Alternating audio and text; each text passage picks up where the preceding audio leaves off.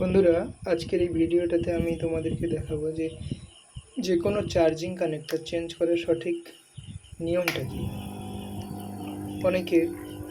অনেক টেকনিশিয়ান ভাই আছে যারা কাজ করতে গিয়ে চার্জিং কানেক্টরটা তুলতে গিয়ে বিভিন্ন যে লেয়ারগুলো আছে উড়িয়ে ফেলে, যে কানেকশানগুলো আছে সেখানে লাইনগুলো পুরো নষ্ট করে ফেলে। তো সেটা যেন না হয়, সেটা হলে কিন্তু আবার জাম্পার করা অনেক রকম ঝামেলার কাজ আছে।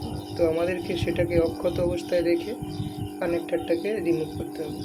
তো চলো আজকে কীভাবে আমি কানেক্টরটা রিমুভ করছি দেখো, তাহলে তোমরা বুঝতে পারবে যে কানেক্টরটা রিমুভ করা কত ইজি এবং বসানো কত ইজি, যদি সঠিক নিয়মটা আমরা জেনে যাই।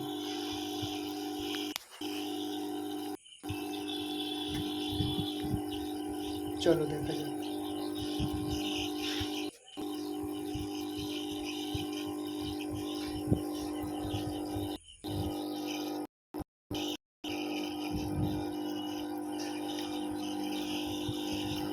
কানেক্টরটা উঠে গেছে, এবার আমরা জায়গাটাকে ভালো করে পরিষ্কার করে নেব। সবসময় একটা কথা মনে রাখতে হবে, যদি পরিষ্কার ভালো না হয়, আমরা যদি সাফ করে না নিই বা ক্লিন যদি জায়গাটাকে না করি, তাহলে কিন্তু ঠিকঠাক মতো বসাতেও সমস্যা হবে। আমরা প্রথম ঝালাইটা ঠিক আছে কিনা একটু দেখে নেব, তারপরে আমরা পরিষ্কার করে আবার ওই জায়গাটাতে নতুন কানেক্টর বসাবো।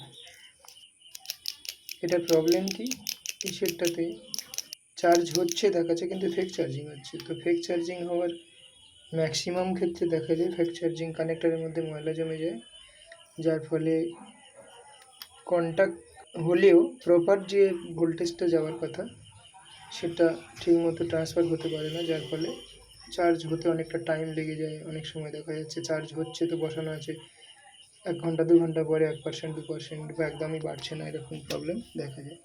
তো আমাদেরকে সর্বপ্রথম এটাকে ভালো করে পরিষ্কার করে নিতে হবে, নিয়ে নতুন কানেক্টর বসাতে হবে। কারণ এই কানেক্টরগুলো তো পরিষ্কার করা যায় না, আর পরিষ্কার করলেও যে 2-1 দিন চলে তারপরে আবার নষ্ট হয়ে যায়, আবার সেই একই প্রবলেম দেখা যায়। সুতরাং সেখানে নতুন কানেক্টর বসানোটাই যুক্তিযুক্ত। আর যে সমস্ত কানেক্টর মানে মাঝখান থেকে ছাড়িয়ে সেগুলোকে আবার পুনরায় পরিষ্কার করে লাগানো যায়, সেগুলো আমি একটা নতুন ভিডিও করব, সেই ভিডিওটা বানিয়ে দেখাবো। যে কিছু কানেক্টর আছে যেগুলো না চেঞ্জ করেও সেই কানেক্টরটাকে মাঝখান থেকে ছাড়িয়ে নিয়ে একটু মাঝখান থেকে ওটাকে বের করে একটা লেয়ার বের করে, বা ওই মেটাল যে বডিটা আছে ওটাকে আলগা করে দিয়ে ওখানে ওটাকে ভিতরে যে প্লাস্টিকের এটা থাকে কানেক্টরটা থাকে ওটাকে পরিষ্কার করে আবার লাগানো যায়। সেটা আমি একটা ভিডিও করে সেই ভিডিওটাতে আমি অবশ্যই দেখাবো। তো দেখো আজকে নতুন এই যে কানেক্টরটা কীভাবে কত ইজি বসানো যায়। আমরা জাস্ট কোনো প্রেশার দেবো না, কোনো প্রেস করবো না, জোর জবরদস্তি করবো না। এর উপরে হিটটা ঠিক মতো প্রপার যদি পড়ে, কানেক্টরটা অটোমেটিক আমাদের গাংটা মেল্ট হয়ে গেলে কানেক্টরটা অটোমেটিক বসে যাবে।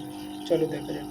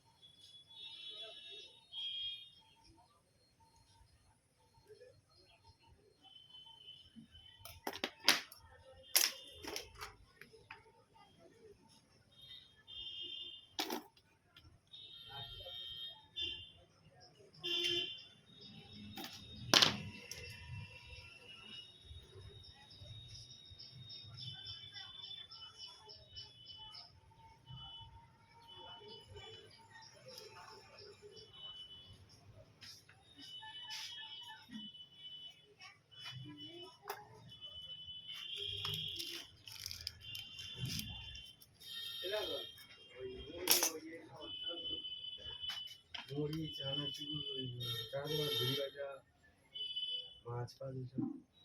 যাই যাবো।